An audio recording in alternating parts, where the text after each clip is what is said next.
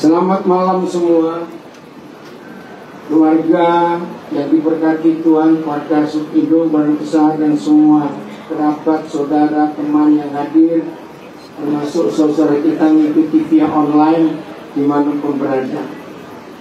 Mungkin di ruangan sebelah sana tenang sebentar ya. Halo. Ya, tolong tenang sebentar. Gak lama saya akan sampaikan ini. Kepada Robi, adik-adik, dan semua keluarga, saya nggak bisa sebut satu persatu.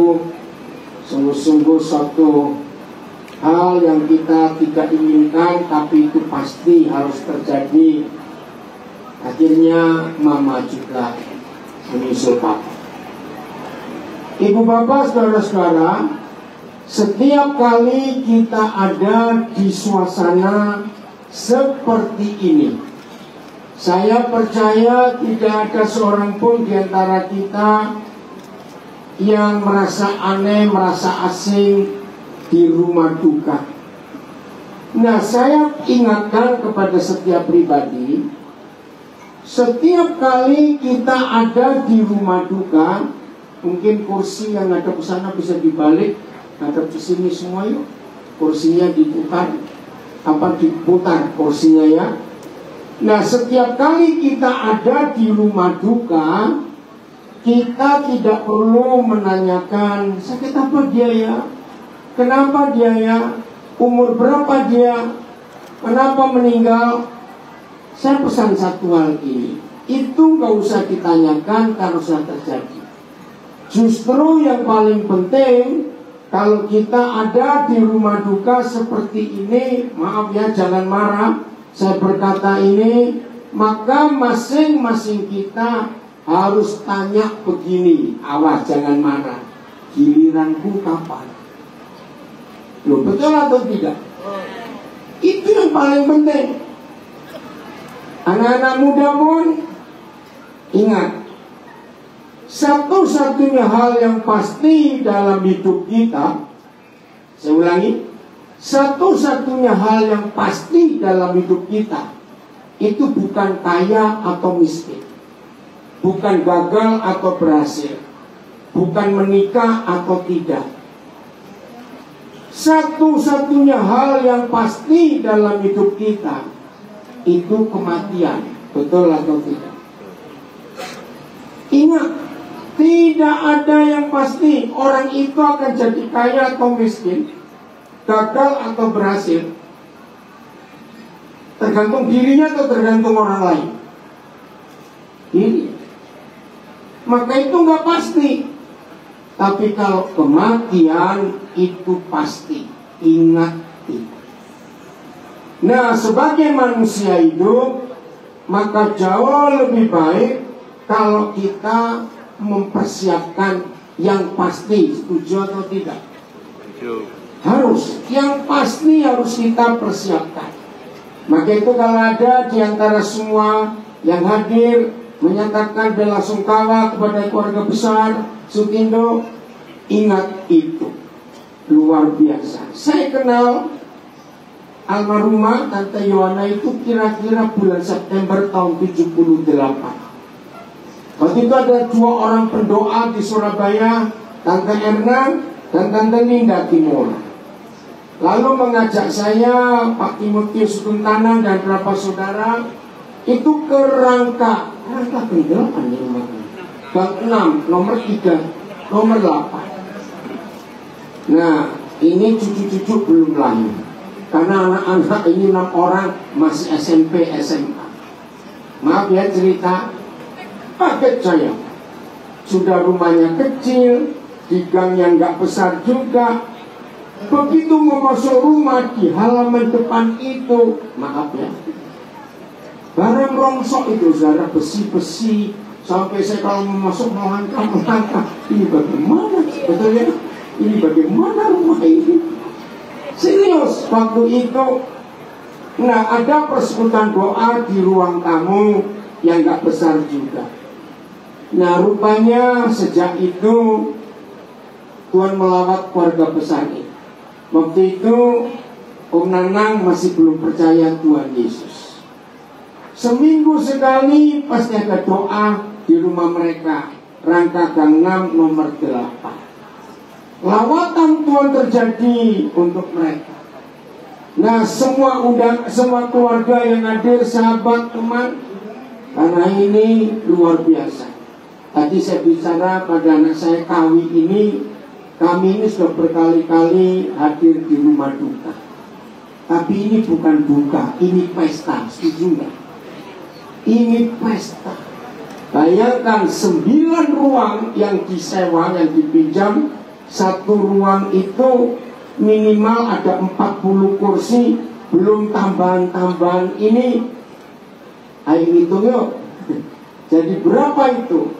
Hitung aja 50 kursi kali 9. Nah, belum lagi bunga-bunga ucapan duka kita. Kaget tadi waktu kami masuk dari jalan raya, wih, kiri kanan dinding sudah penuh. Saya hitung 3 tingkat bunganya tumbuh, di belakangnya lagi masuk ke dalam. Wah, saya tanya sudah berapa ratus yang terhitung bunganya? Mana yang hitung tadi? Tolong, seperti menghitung, saya mintain tolong. Bunganya ada berapa? 700-an. Bayangkan. Wih, ini luar biasa. Robi dan adik-adik, berbahagialah, mama luar biasa. 10 tahun yang lalu Om Nanang dipanggil Tuhan. Dari 2 orang ini lahir 6 anak. Dari 6 anak masing-masing menikah, dapat 23 cucu. Dari 23 cucu, 10 cicit atau 9? Cicitnya berapa? Nah, lupa ini hitung. Akhirnya ada cicitnya berapa? 10 cicit, bayangkan. Maka itu, ini hal yang luar biasa. Nah, saya mau cerita tentang bagaimana imannya Tante Yohana ini. Pak Simon tolong bacakan 2 Timotius 1 ayat 5. 2 kita yang hadir, baik yang sudah menikah maupun yang belum, ingat firman ini. Dan ini yang Tuhan kerjakan dalam hidup Tante Yohana, Mama, Yama, dan apa yang kita panggil. Silakan baca Pak Simon. 2 Timotius 1 ayat 5. Sebab aku teringat akan imanmu yang tulus ikhlas, yaitu iman yang pertama-tama hidup di dalam nenekmu Lois dan di dalam ibumu Yunike, dan yang aku yakin hidup juga di dalam dirimu. Luar biasa.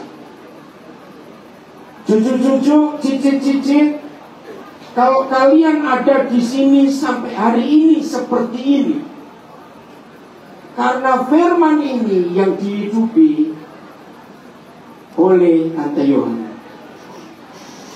Orang tua yang berbahagia, warisan terbaik untuk anak cucu bukan warisan materi, surat tanah, uang, emas, dan lain-lain. Ingat firman ini, warisan terbaik untuk generasi kedua, ketiga, keempat, dan seterusnya adalah warisan iman. Katakan amin.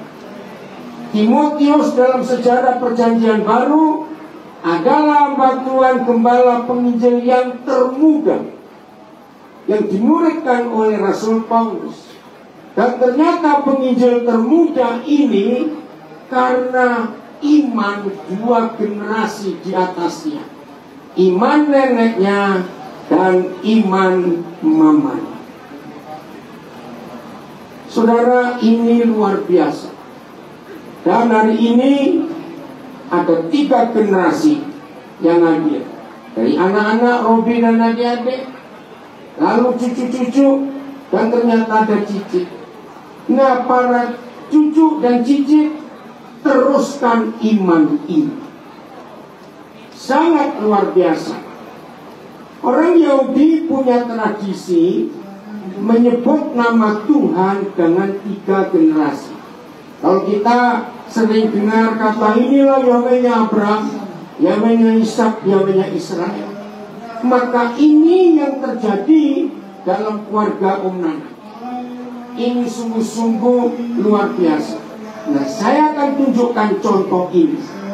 Om Nanang sudah dipanggil Tuhan, Tante Yohana sudah dipanggil Tuhan, Maaf, saya sebut anak pertama saja, kalau enggak kepanjangan nyebut semuanya. Robi anak pertama dididik dengan takut akan Tuhan. Robi menikah, dibuat istrinya pun takut akan Tuhan. Didikan papa mama membuat Robi takut akan Tuhan. Lahir 4 anak ya Robi, 4 anak. Anak pertama siapa namanya? Jessica. Jessica dididik takut akan Tuhan juga. Jessica menikah, sudah menikah belum dia? Belum. Misalnya saya beri contohnya, Jessica menikah dan Jessica punya anak, namanya David, misalnya begitu. Jessica bersama suaminya mendidik David takut akan Tuhan juga. Maka orang-orang di sekitar mereka itu akan menyebut, lihat Tuhannya Nanang Sediono, lihat Tuhannya Robi, lihat Tuhannya Jessica. Itu yang disebut. Pak Nanang, Tante Yohana sudah tidak ada, maka turun.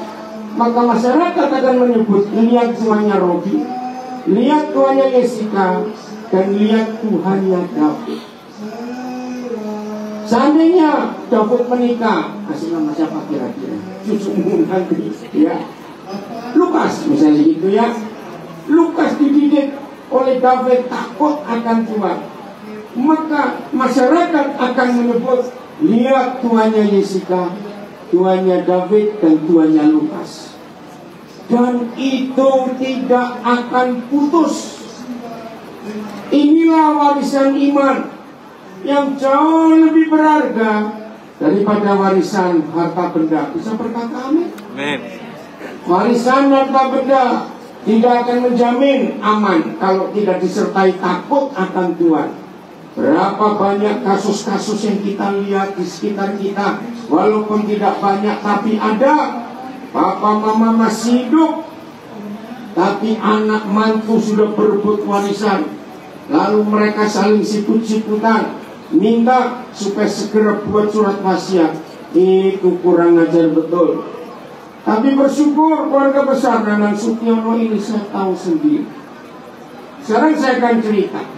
Ini tadi Robi dan Nandadi terus terang mungkin kaget. Kan biasa bukan kalau ada apa ibadah duka, saya tanya, hari ini yang melayani gereja mana? Jawabannya mengagetkan. Tim sendiri, karyawan ini. Wah, kalau begitu saya akan meresmikan ini gereja Sutibo. Tapi semuanya punya sendiri. Betul tidak? Hebat loh, benar. Apalagi memang dari Om Nanang, Tante Yohana sampai semua anak-anak. Tidak milik salah satu gereja tertentu, tapi keluarga besar ini milik semua gereja. Sebab hati mereka itu luar biasa. Tanggal 7 hari Senin, belum seminggu. Itu yang saya kaget. Tante Yohana ini karena hatinya untuk Papua, untuk anak-anak Papua luar biasa. Kalau ingat-ingat tanggal 7, dia pulang tanggal 11. Apa yang Tante Yohana buat? Dia kirim berkat untuk anak-anak di Papua yang kami layani dengan 8 digit angka. Perhatikan. Maka itu ketika hari Rabu dibilang gak ada, masa hari Senin baru? Lihat hati.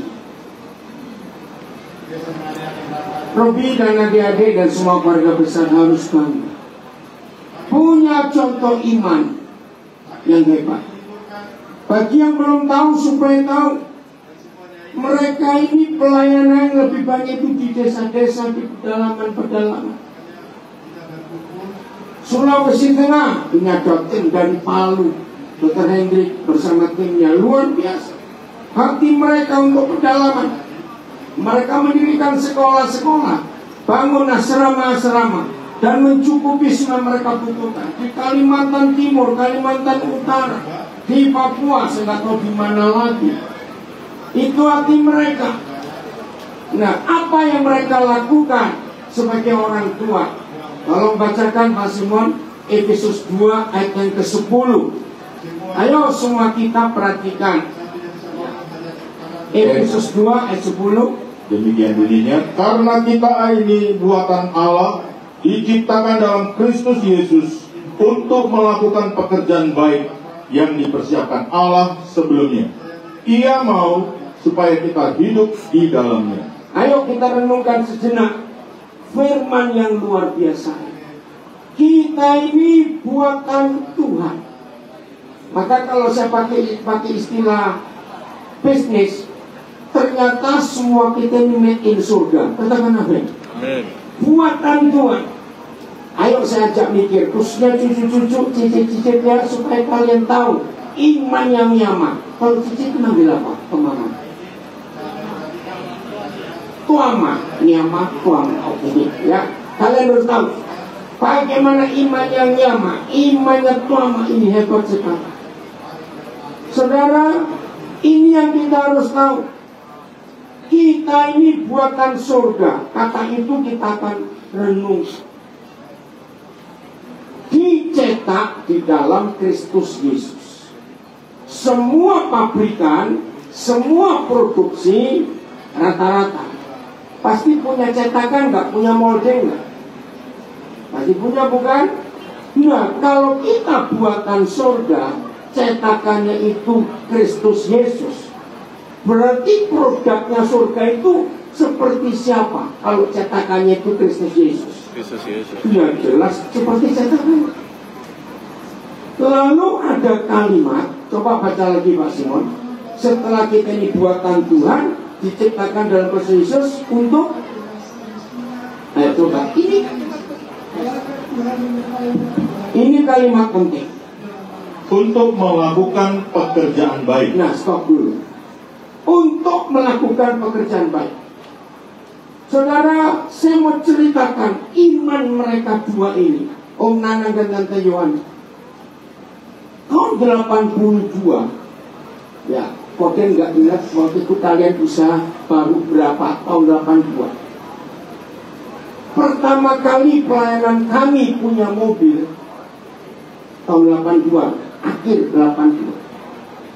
Maka Om Nanang dan Tante Yohan berikan mobil itu kepada kami. Waktu itu HIS, ya, zaman itu luar biasa.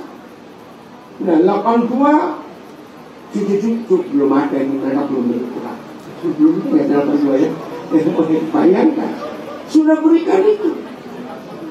Wih, pengorbanannya luar biasa. Saya mau tunjukkan hebatnya ayat ini.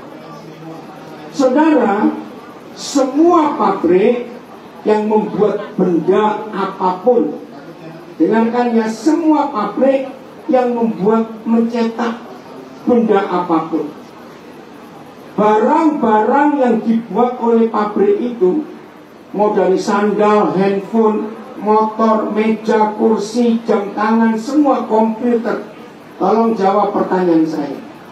Adakah barang-barang yang dibuat oleh pabrik-pabrik itu berguna buat barang itu sendiri?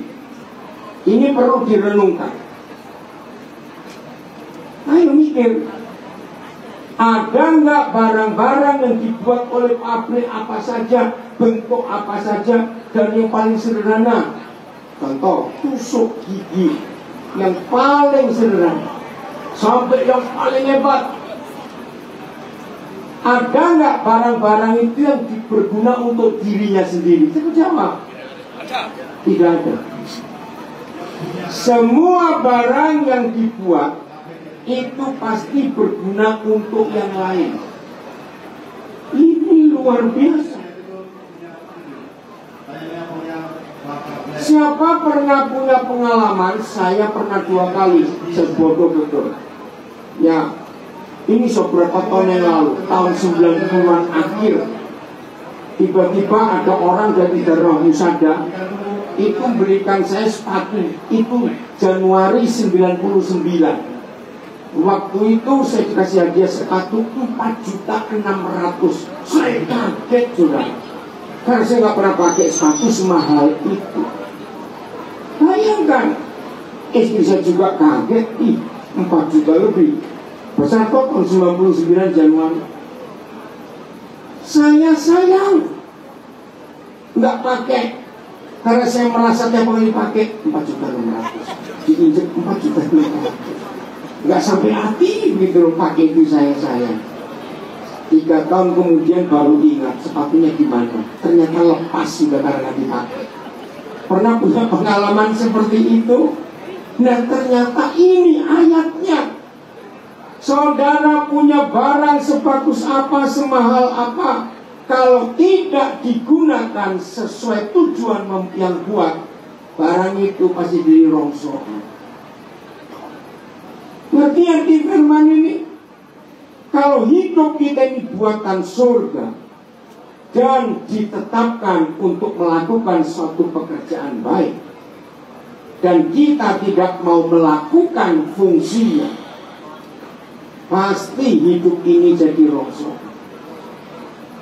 Bayangkan 4 hari sebelum Tuhan panggil Tante Yohana, masih mikir anak-anak Papua. Kirim uang 8 digit itu kami kasih.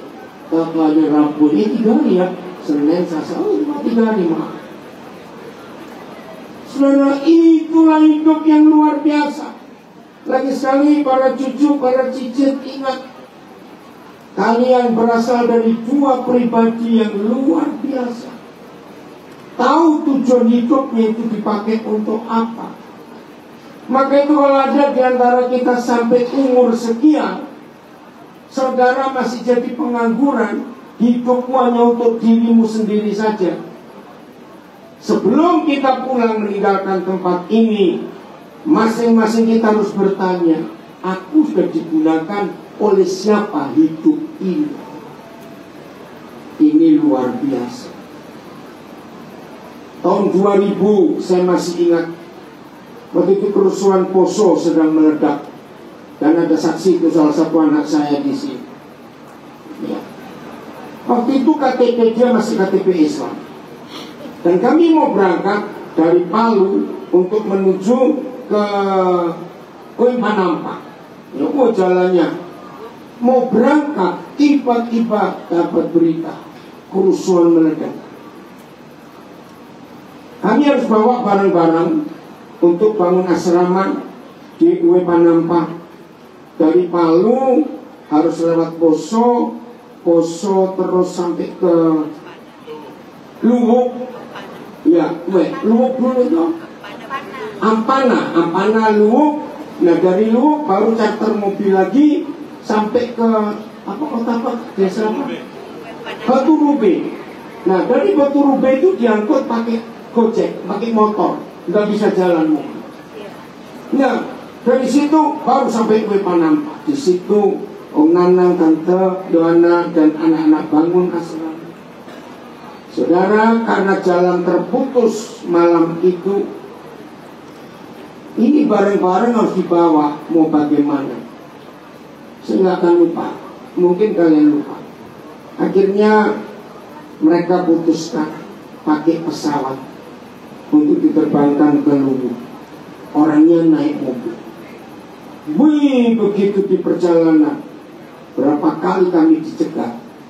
Nah waktu mau berangkat, yang satu agamanya ini, itu menjadi masalah.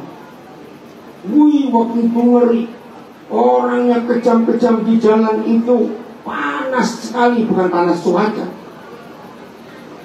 Tapi Tuhan lindungi luar biasa. Kami sampai ke sana. Robi dan adik-adik, papa mama itu hebat. Cucu-cucu, cicit-cicit, ingat mereka ini hebat. Hatinya tahu siapa mereka untuk jadi berkat buat banyak orang. Dan itu sungguh-sungguh mengagumkan, menyenangkan. Tante Yohana ini mungkin hampir 10 kali sudah ke Papua. Luar biasa. Tadi ada tim dari Nabire, Radio Swameka memberitahu, pernah diwawancara di radio itu. Hatinya. Kira-kira berapa kali Pak Hendrik Tante Yohana ini ke Sukuwana? Banyak kali ya. Udah berapa? beliau orang dengar. Saudara, itu perjuangan yang hebat sekali.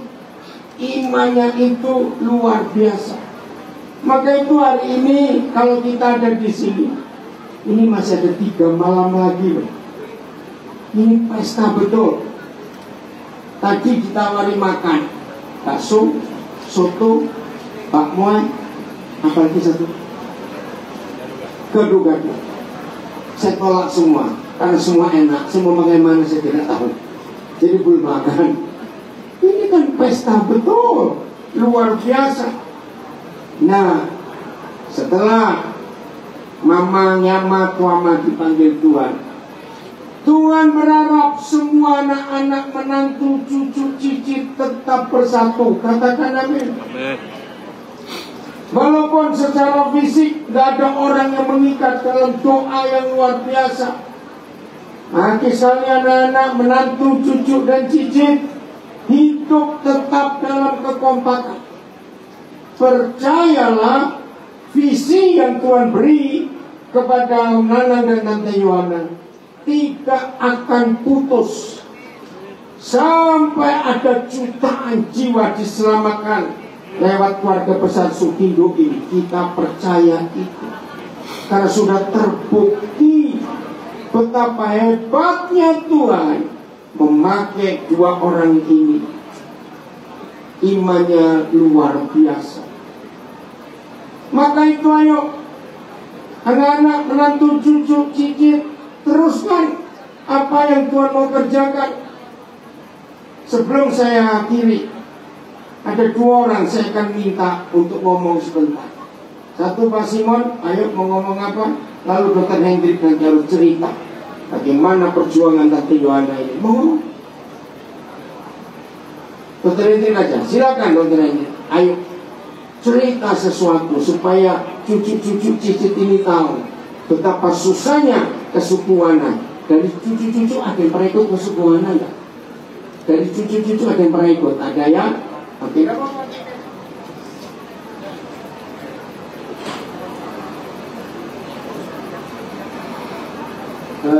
Saya tambahkan apa yang dikemukakan oleh Pendeta Daniel Alexander.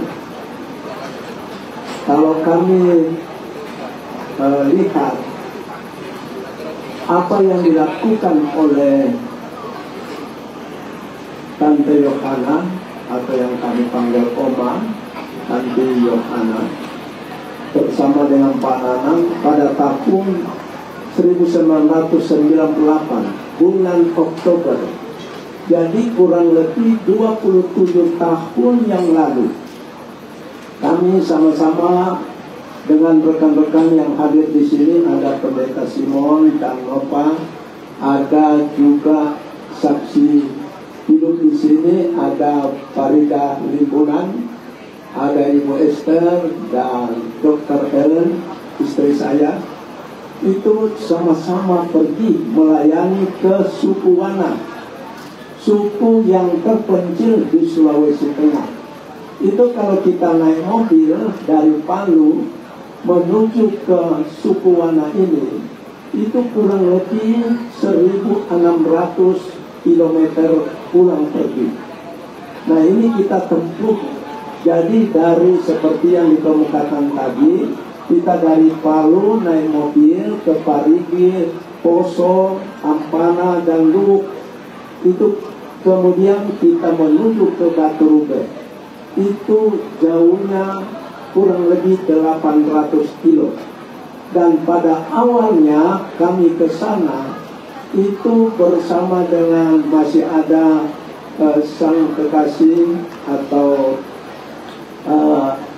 suami dari Tante Yohana, yaitu Pak Nana, waktu itu juga ikut bersama dengan Robi dan keluarga lainnya.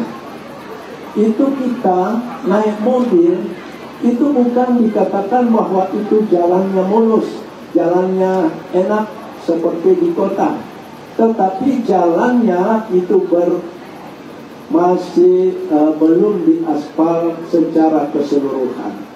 Dan kita masuk, keluar masuk itu 7 kali lewat sungai, baru bisa kita tempuh masuk ke wilayah itu. Kadang-kadang mobilnya mogok di tengah sungai dan ditarik lagi, kita dorong lagi sama-sama, dan tante atau oma Yohana ini itu tidak mengeluh sesuatu apapun. Beliau tetap mendorong agar supaya kita bisa menempuh daerah itu. Dan puji Tuhan, kalau kami sampai ke daerah itu atau yang dikatakan tadi dusun Tuen Panapa, itu masyarakat sudah menunggu di sana.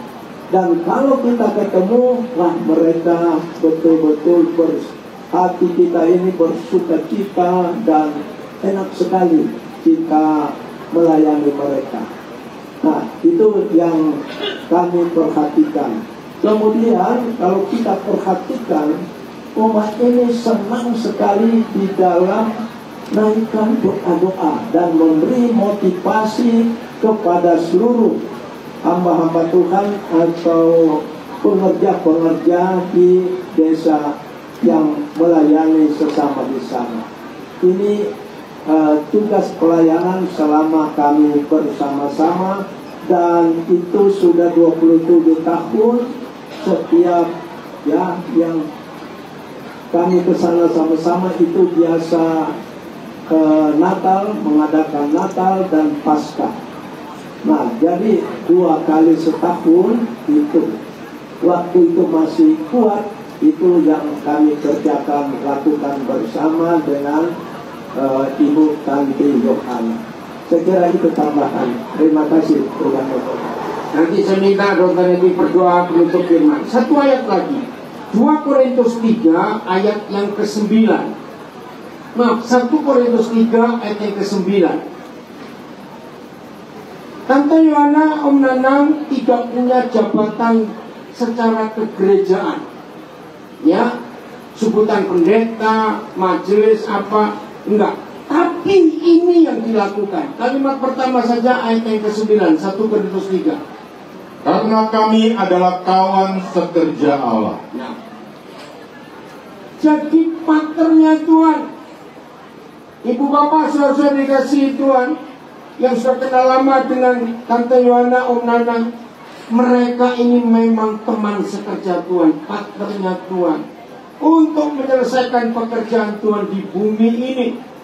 Maka itu kalau mereka dua sudah dipanggil Tuhan, maka anak-anak, menantu, cucu, cicit kalian harus meneruskan. Bahkan nanti cicit cucu akan menikah, ajak semua pasangan kalian untuk mewarisi iman yang orang tua ini miliki.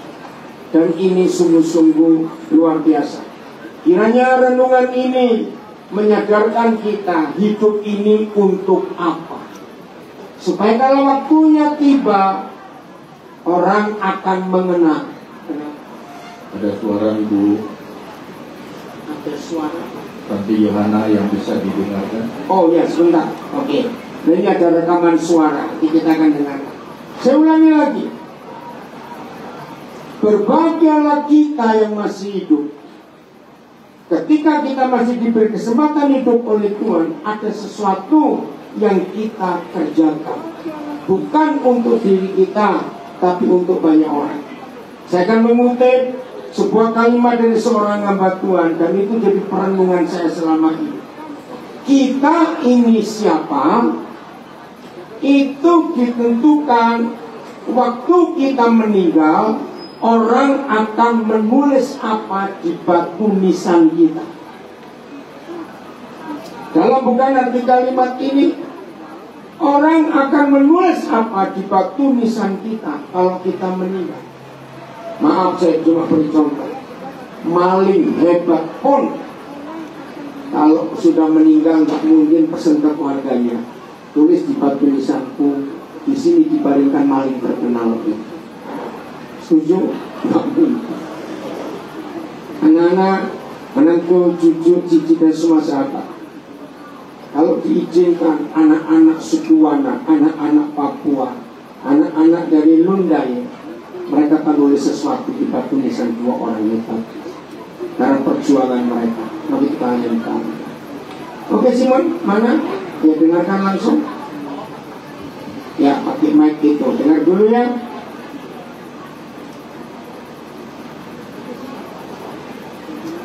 Sabar sebentar.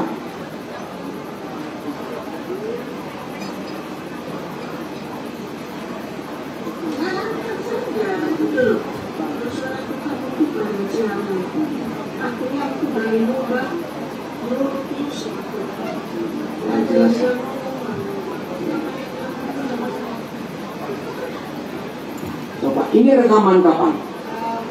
Oh, bulan yang lalu. Oke, bentar ya.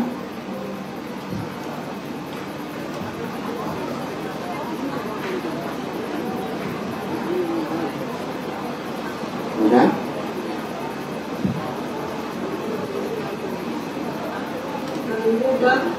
Terus melakukan apa yang dia ngomong, apa yang dia ngomong betul. Tidak ada yang membantah karena memang orang itu takut Tuhan. Nggak berani membantah sama Tuhan. Wah ikut aja. Tapi benar bagi anak-anak semua jadi baik. Betul. Ya cicit semua melayani Tuhan.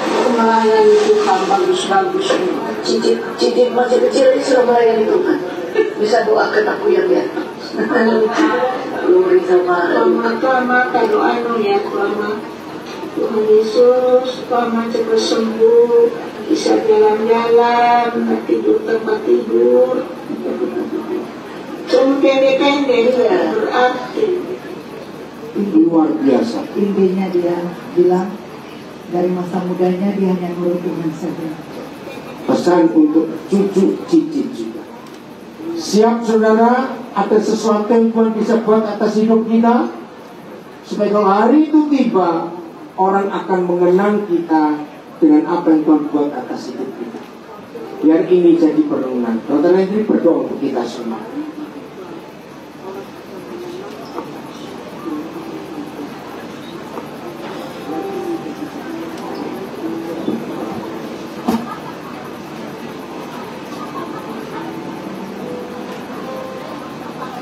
Mari kita bangkit berdiri. Kita naikkan pujian hidup ini adalah sebentar.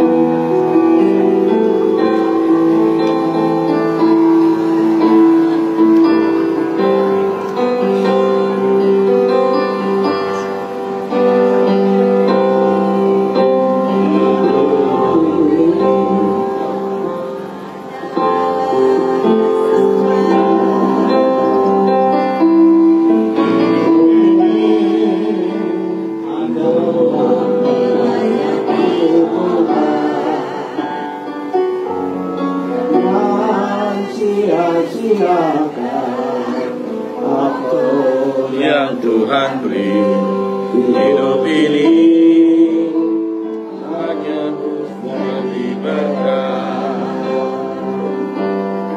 Oh Tuhan, pakailah hidupku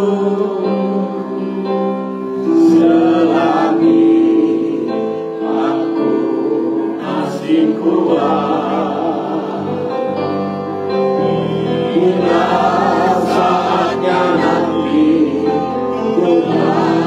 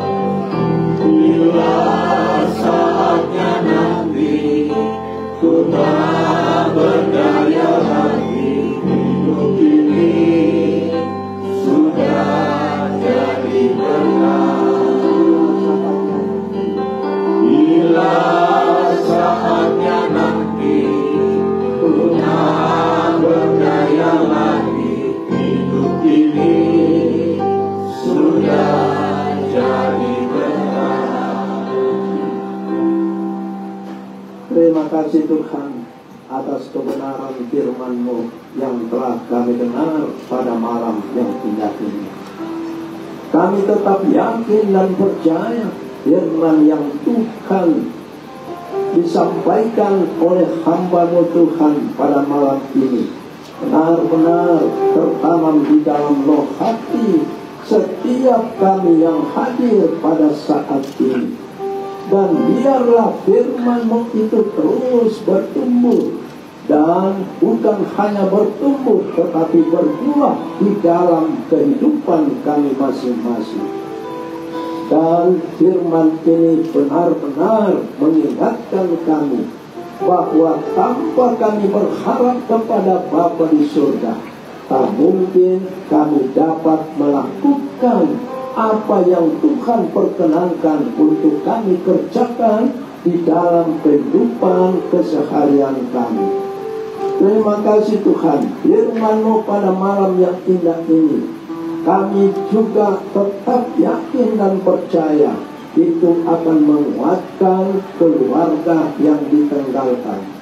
Walaupun bagaimana rasanya ditinggalkan seorang ibu, oma, begitu pedihnya, tetapi oleh kebenaran akan firman Tuhan yang kuat dan hidup, benar-benar akan menguatkan iman percaya anak cucu cicit yang ditinggalkan, sehingga mereka dengan penuh iman percaya kepada Bapa bahwa semua itu terjadi oleh karena kehendak Tuhan. Dan firman-Mu ini benar-benar juga apa yang telah disampaikan oleh hamba-Mu itu menguatkan anak cucu, dan di dalam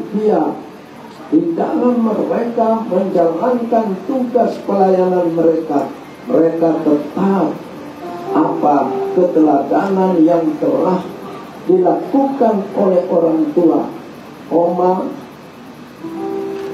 ibu, benar-benar itu merupakan keteladanan yang dapat dilanjutkan oleh generasi berikutnya. Terima kasih Tuhan, di dalam Engkau pasti ada pengharapan. Kami tetap yakin dan percaya anak cucu cici tetap akan memuliakan nama Tuhan di dalam kehidupan mereka. Terima kasih Tuhan, kami semua yang hadir pada malam yang indah ini, kami juga dikuatkan oleh firman-Mu yang telah kami dengar, sehingga keteladanan yang telah ditinggalkan oleh orang tua kami itu juga merupakan bekal bagi kami untuk menyenangkan akan hati Tuhan. Terima kasih Bapa, kami juga menyerahkan ke tangan kasih-Mu hamba-Mu Pendeta Daniel Alexander yang melayani di Papua. Kami tetap yakin dan percaya Tuhan tetap memberkati, memberi kekuatan, kesehatan, kemampuan, sehingga benar-benar pelayanannya di Papua itu nama-Mu tetap dimuliakan, dan juga keluarga serta pelayanannya juga tetap Tuhan memberkati. Terima kasih Bapa, inilah doa ucapan syukur kami kepada-Mu, dan ibadah pada malam yang indah ini kami serahkan ke tangan kasih Tuhan. Kami tetap yakin dan percaya kami semua anak-anak-Mu dihibur oleh kebenaran firman-Mu, dan kami boleh pulang sebentar dengan penuh sukacita, dan tetap Tuhan akan menyertai dan menolong kami. Dalam nama Bapa, Anak, dan Roh Kudus, Tuhan kami, Kristus Yesus, Yeshua HaMashiach, kami mengucap syukur. Haleluya, amin. Tuhan memberkati. Haleluya. Saya serahkan kembali kepada pembaca. Maaf. Tadi saya bilang terima kasih bendara mengingatkan. Bukan 8 digit, tapi 9 digit. Maaf. Terima kasih. Baik, saya serahkan sampai ini. yang pujian